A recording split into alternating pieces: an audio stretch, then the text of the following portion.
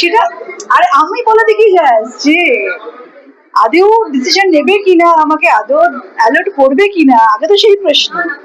তারপরে তো মানে লোকেশন বা অ্যাসেম্বলি তো তারপরে সিলেকশন হবে না। আরে ক্যান্ডিডেট হিসেবে আমাকে বিবেচনা করা হবে কিনা, কারণ আমি খুব একটা কি বলবো, এত বছরে তো আমাকে বললাম না, আমাকে পঞ্চায়েতও ভাবেনি, আমি মন্ডলের জিএসও পর্যন্ত আমাকে করেনি।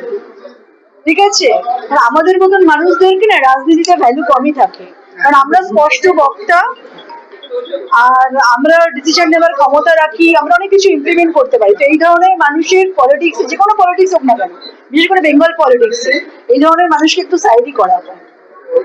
আর গণতান্ত্রিক অধিকার যদি আমি আমার দলের ভেতরে যদি আমি সোচ্চার হতে না পারি, তাহলে আমি অপোজিশনের সাথে কি করে লড়বো? আমি মনে করি আমি মন খুলে কথা বলবো, তাতে আমাকে কেউ যদি ব্ল্যাকলিস্টেড করে দেয় আমার কিচ্ছু করার নেই।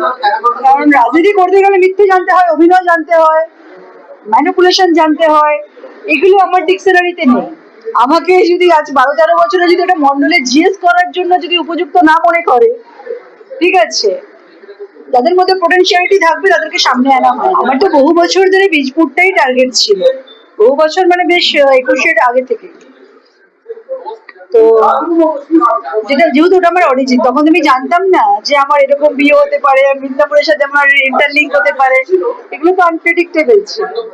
তো সেই সময় বীজপুরটাই জানতাম। আর আমি থাকি new town 115 Rajarhat new town বিধানসভা, কিন্তু সেখানে মানে একটু মুসলিম মেজরিটিজ আছে, ওখানে যেটার চান্সটা একটু কম। তো যেহেতু আমি উইন করতে চাই, ঠিক আছে, মানে এই না যে দাঁড়ানোর জন্য দাঁড়ালাম, হেরে গেলাম কি যায় সেরকম কিছু না।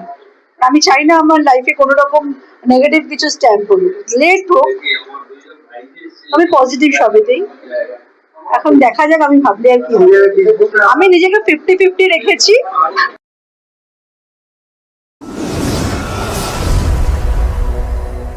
আপনারা দেখছেন বর্তমান সময়.com।